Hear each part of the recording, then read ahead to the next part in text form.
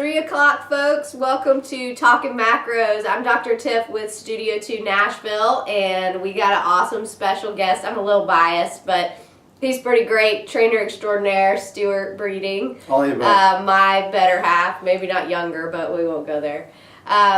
So this is a series we started. We're in our 3rd installment here with our Facebook Live series, and we've had some awesome topics and some great comments. So continue to drop those as we're talking today. If there's things that you want us to follow up on, either from Stu or from myself, we're always getting new content and want you guys to be involved in this process. So we're just really excited to get some engagement and interaction through these different topics. Today is a really great topic. We're talking about the concept of weight training and the physical adaptations that happen through weight training programming. I still think, and Stu can talk to this too a little bit, there is a big myth out there that simply integrating weight training into your fitness regimen is going to lead to mass gain. So there's a lot of people out there, men and women included, whose goals may not be to get bigger, but there's still some great benefits to strength training or resistance-based weight training within your fitness regimen. And we want to talk a little bit about the fitness side of that. Stu is our expert on that for sure. And then also talk about how do you complement your training nutritionally to make sure you're getting the goals that you want. So Stu, I want you to talk a little bit about, when I go into the gym and I start weight training, why doesn't that automatically mean my muscles are going to get bigger? What do I have to understand about weight training that helps me know I'm going to be getting the body that I want, if I want to tone versus if I want to gain mass, or maybe I just want to maintain? Yeah, I think it's important to understand that people tend to look at weight training as though once I start lifting weights, a certain result is going to happen. And I think it's important to understand that weight training by itself has no intrinsic value whatsoever. Like there's nothing to weight training in and of itself by itself that equals anything. So if you're just going into a gym a couple times a week and you pick up a weight and expect results, nothing's going to happen. What is important to understand is that it is the programming with weights that is equaling the results that you are looking for. And programming is a measure of total volume. So when we're looking at results derived from weight training, we're really looking at volume. And volume is a lot of things. And this is where it starts to get a little confusing. So volume is the total reps you do, the total amount of sets, the amount of exercises, the frequency that you are doing it with, the intensity level, the heart rate. Intensity can be measured in terms of heart rate or the percentage of the weight that you're using. And people tend to kind of just look at volume in terms of that. Well, it's a little more than that. There's time under tension. So it's not just amount of reps, it's how long I am using a certain type of weight or my body weight. So let me stop you there so people can really get a good takeaway here. So, and you're probably going to get into this a little bit more in depth, but let's just take one at a time. Let's say I go in and my goal is to put on mass. I'm just really looking to bulk up, is what we kind of call it in the industry. Bulking versus cutting. Cutting is getting a little bit leaner. Yeah. So if I want to bulk, what is that called, and what kind of rep and set range is going to get me to start gaining size? Is there an answer to that? Yes, and I prefer to not call it bulking, because bulking usually equals I'm getting fatter too. So yes, indeed, you might be increasing the size of your muscles, but you're probably getting fatter also, and we really don't want that.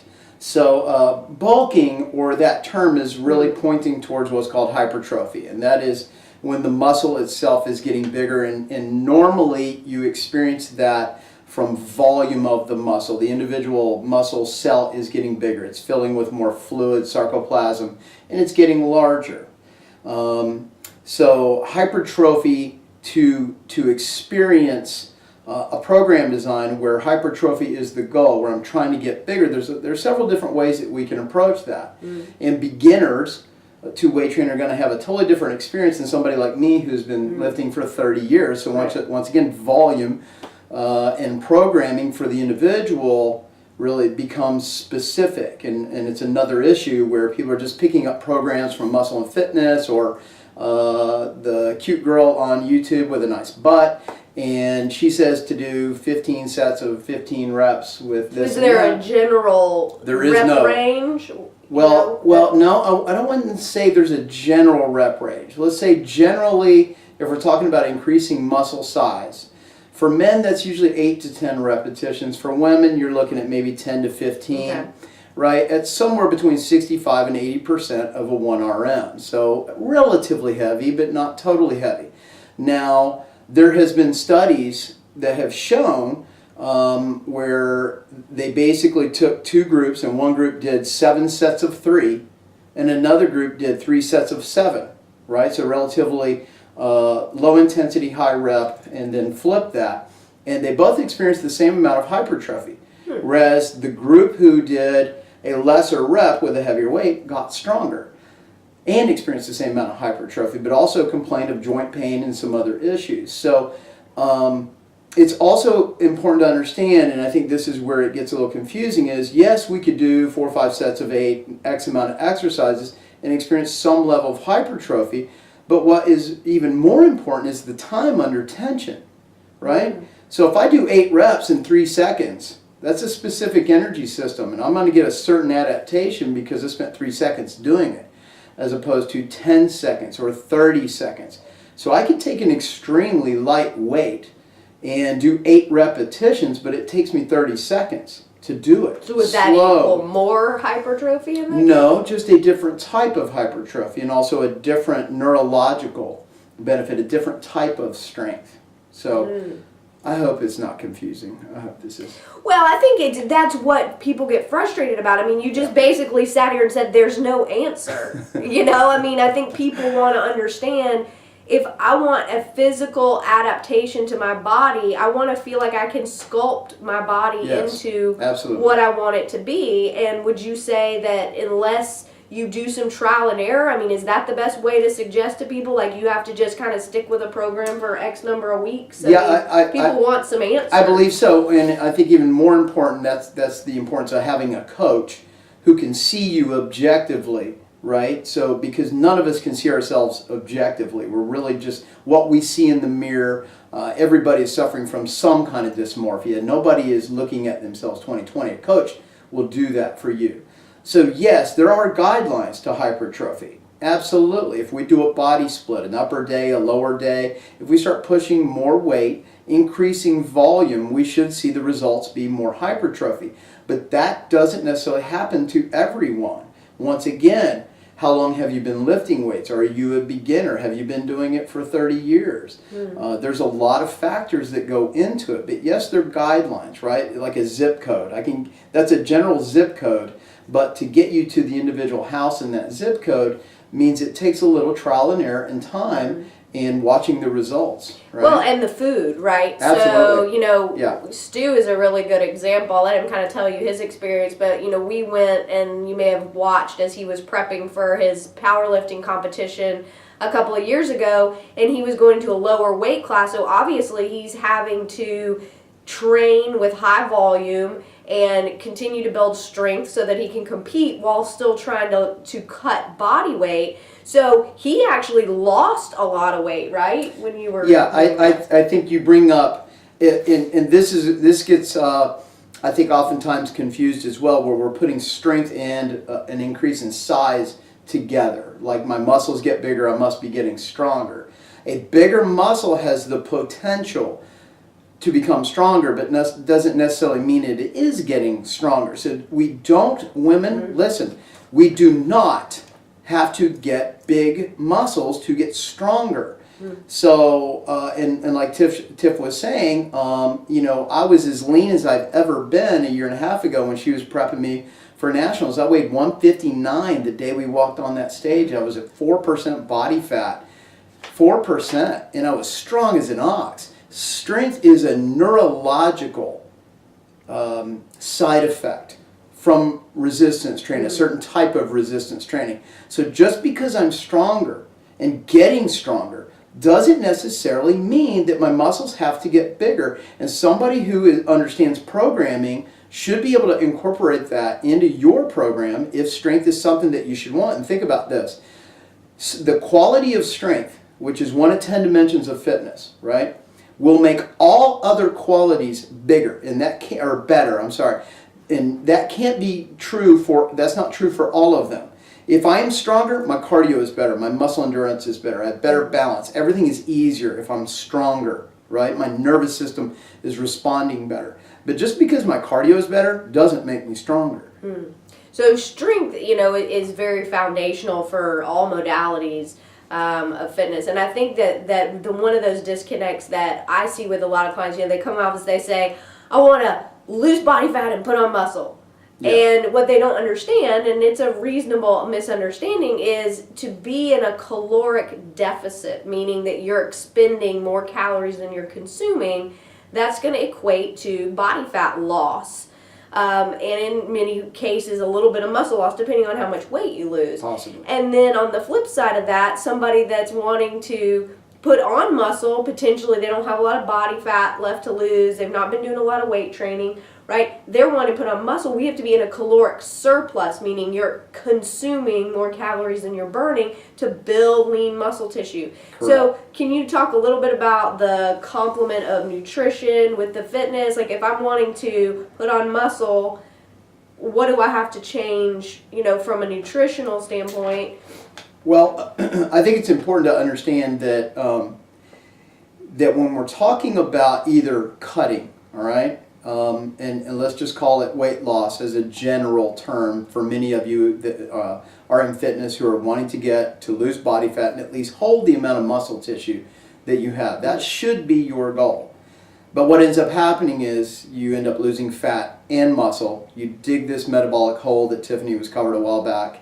You do that X amount of times as you're getting older and older. It gets harder and harder on your metabolism, okay? So it's very important that we're at least maintaining the amount of muscle we have while we're trying to take fat off from a body composition standpoint when we're cutting.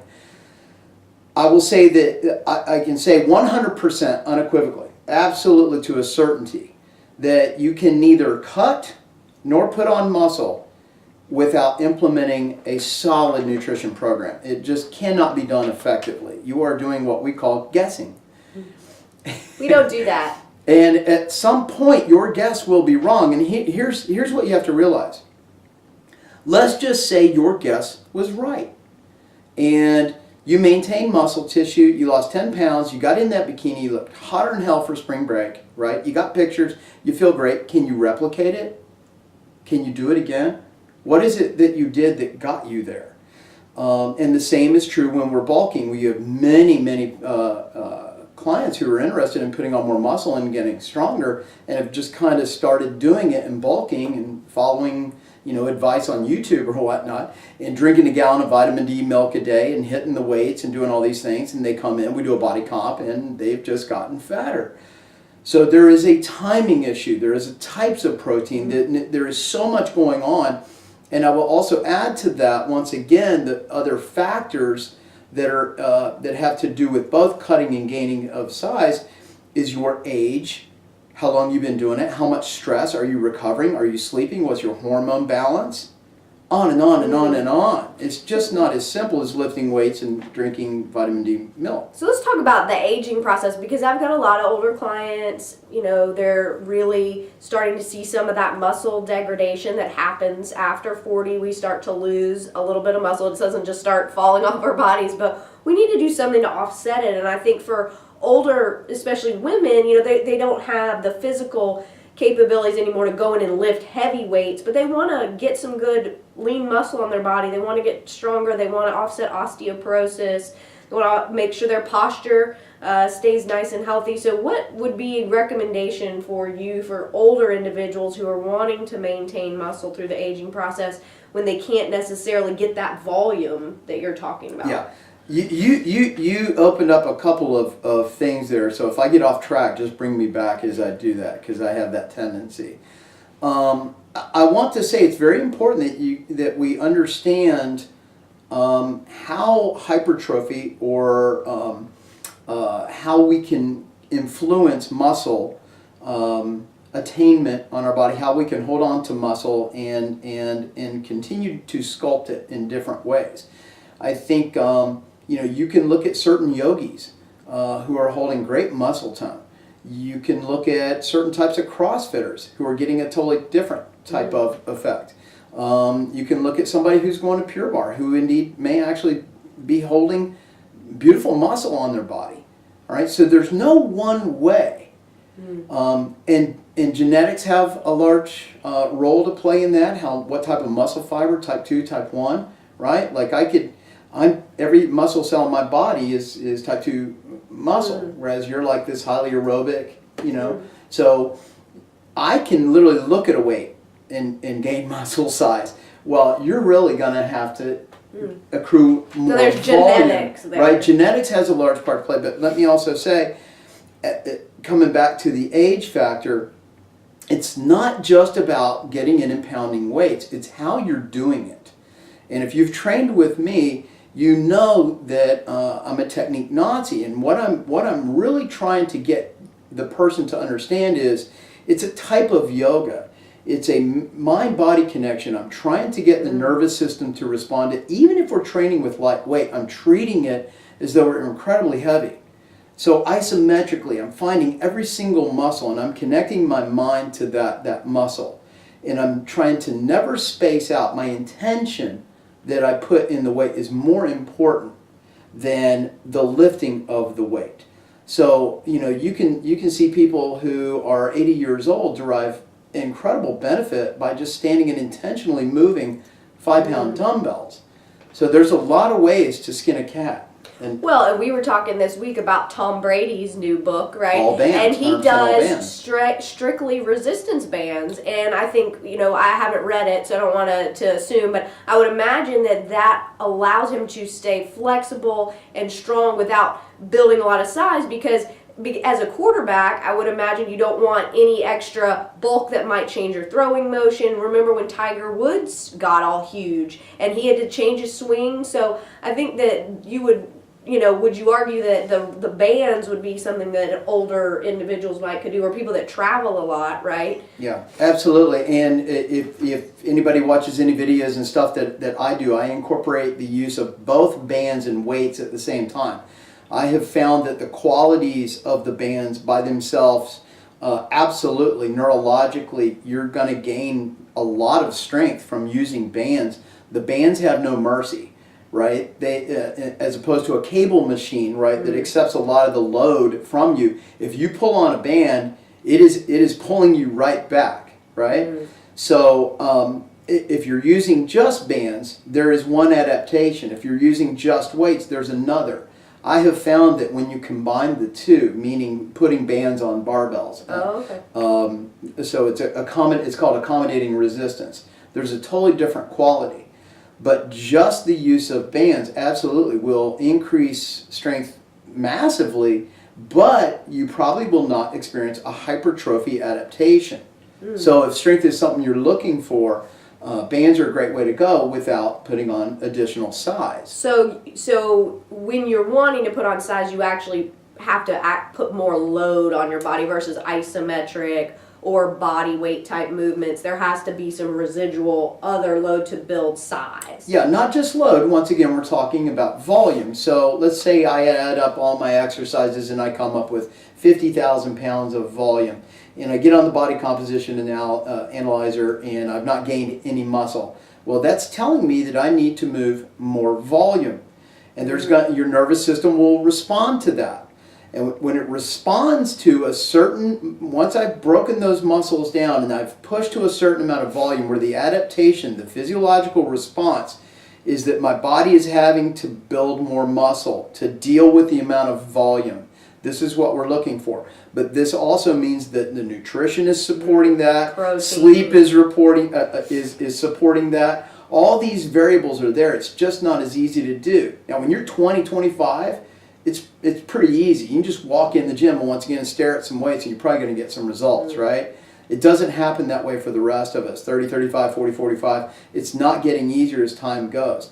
So how do I accrue that volume safely without being hurt, right? Because if I'm getting injured, I can't get stronger. I can't have any adaptations if I'm constantly hurt. So it's important to understand that it's a certain, your body is adapting and making the muscle bigger and stronger to deal with the amount of load.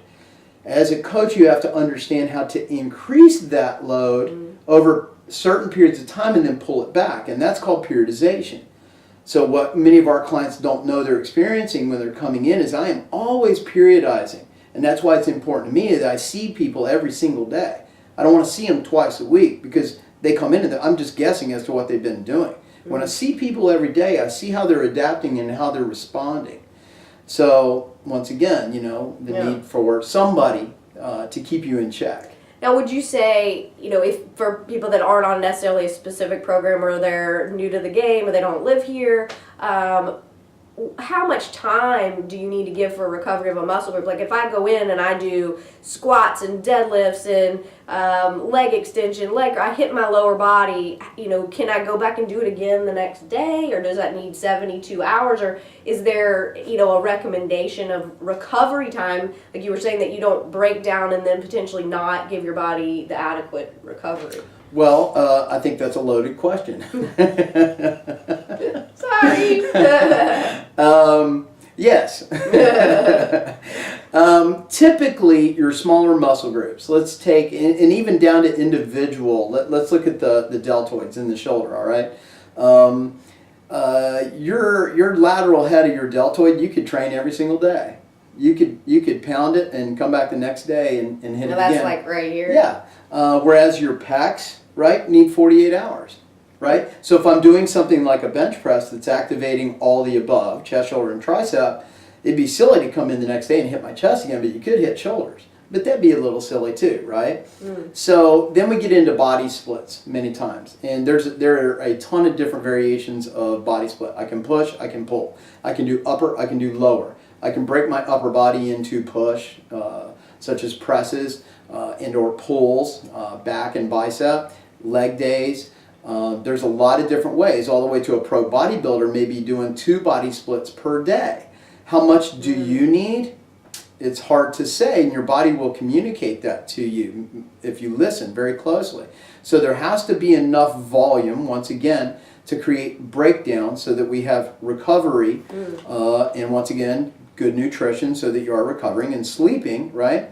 But it's very important to also understand, I think, from a general fitness perspective, which most people who are watching this want, I want this beautiful body, I want muscle, I don't want any fat, but it's very important that my cardio, my muscle endurance, my balance, all these other 10 variables of fitness are also there, right? So, maybe if you think about, you've got 3 days where you're looking at general fitness, and for us, that's like our HIIT classes, where we're hitting every dimension of fitness. We're doing it's a lot of cardio, and the best way to train cardio is actually through anaerobic training, getting off the treadmill, getting off the treadmill and moving some weights, light weights, but doing it aerobically, doing it at such a pace with good technique, right, that we're up in these 85 to 95, even 100% of heart rate max while using resistance training. It's been absolutely, science has proven it's the best way to train the aerobic system is through anaerobic training.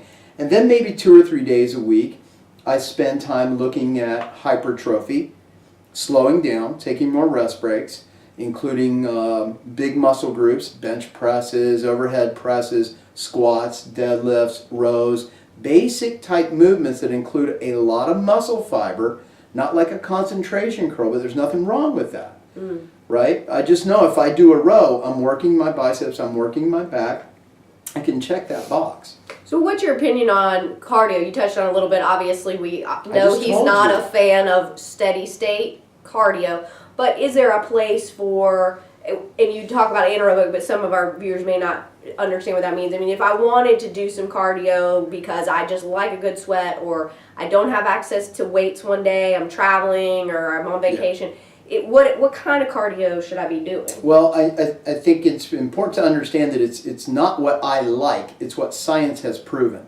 And science has proven that your body does not like steady state training, all right? If you're on a treadmill, walking at X miles an hour, or jogging, or doing whatever for 45 minutes to an hour, most of you are having this knee-jerk reaction, and you're doing it because you've gained weight, right? You're trying to burn calories. Well, it just does not work that way. So your body is actually going to respond by reducing the amount of muscle tissue that you have. So if you are going to utilize cardio equipment such as a treadmill, elliptical, or anything, I really would recommend, once again, doing shorter duration Tabatas, hits. You get more benefit out of a 10-minute Tabata than you would an hour on the treadmill. Well, let's tell you what a Tabata is, just in case you don't know. So, word. Tabata would be something where you're going all out max for a really short spurt. So most of the time it's like a 10-second recovery. So you're going 20 seconds all out, 10-second break, 20 seconds all out. So if you did 20 sets of that, you'd have a 10-minute workout, right? So just thinking about doing really short all-out efforts with short recovery. A lot of times we say 20-40, so you're going 40 seconds all out, 20-second recovery. But it can be a little bit different in the time, but I mean, we're talking about you are like running for your life, right? Sprint workouts. Okay. Short sprints with adequate recovery, and there's a good way that you can track that. You know, keeping heart rate.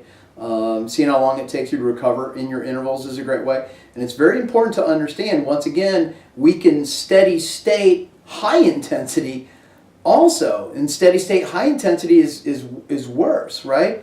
And from our research we've done, you got about a 30-minute window there, folks, that you can approach high intensity training and not go catabolic without basically eating your own muscle tissue. So at that point, I would question what is the benefit. So more is not better, and I would even if you got to have more of it, I'd rather see people in doing 2 20-minute Tabatas in a day than one 40-minute hit or Tabata, whatever, right? Okay. So I'd rather see more intense, smaller duration trainings happening inside of one day than one long session. You are not doing what you think you're doing to your body, and the only way that you know that is to have a consistent objective body composition analysis. Because if you just get on the scale, it's like, yeah, I've lost another 5 pounds. Of what? Sure. What'd you lose? Sure. So awesome. yeah. Well, so we just have a couple minutes, so I just want to kind of regroup here, kind of reiterate some big points. And I think some of the big takeaways that I heard were that muscle size does not necessarily correlate with strength, right? So if your goals are to get stronger, that doesn't necessarily mean you have to get bigger. So you can still reach those goals without getting that physiological adaptation that you don't want, right? Also, if you are looking to put on size, which we call hypertrophy, or the muscle gets bigger, you need to increase the volume through frequency of training, repetitions, the amount of weight you're doing. Exercise choices. Yes. And also recovery. complement it with food. Yes. Right? Yes. Making sure you're eating for the volume of training so that you're not staying in a caloric deficit. Because if you do all this great volume in the gym and you're not feeding yourself enough, you'll just continue to break down and not recover. Absolutely. Correct? Yeah. Okay. You must accompany a good fitness regimen with a great nutrition program. There's just no benefit. Awesome. And then lastly, I think, is that there's so many different ways to get stronger. Bands, isometric workouts like Pure Bar, or body weight movements, any kind of resistance-based machine. So don't feel like it has to be this barbell crazy workout. There's so many ways to get stronger and to maintain your muscle. Obviously, you know, there are people that just have those preferences of wanting to lift weights and do the more free weight type of exercises, but I think that it's really good to know and to viewers to see that it doesn't have to look like that to get stronger and to feel better. So thank you so much. Anything else you want to add? I appreciate you coming on. No, I don't think so. I think just once again, there's a lot of rumors, beliefs, or urban myths about weight training, and I think a lot of females, especially, are a little afraid or timid as to the effects of getting hurt, or I'm going to get huge, or any of those things. And I will just say, I'll finish with this. Those things just don't happen unless you want. You are a sculptor, and that is the beautiful, empowering part of weight training, is you can turn your body into anything you want, and it will continue to adapt the rest of your life any way you want. This can be done. But the attainment of strength is not just something that physically I recommend. It's a mental component too. There is a different disposition. You are different when you're stronger. That's just all there is to it. You just have a different approach to life through strength training. Strong is the new sexy. Right. That's awesome. So we'll be back next week, 3 o'clock Central. We're going to be talking about pre and post workout meals. Jenny Petrikin had posted last week on the protein video that was something she really wanted to understand, what types of carbohydrates and other food sources are great before I train, and then what would be some ideal meals after. So make sure you mark your calendar. Tune in with Talking Macros next Wednesday at 3. See you then. See you guys.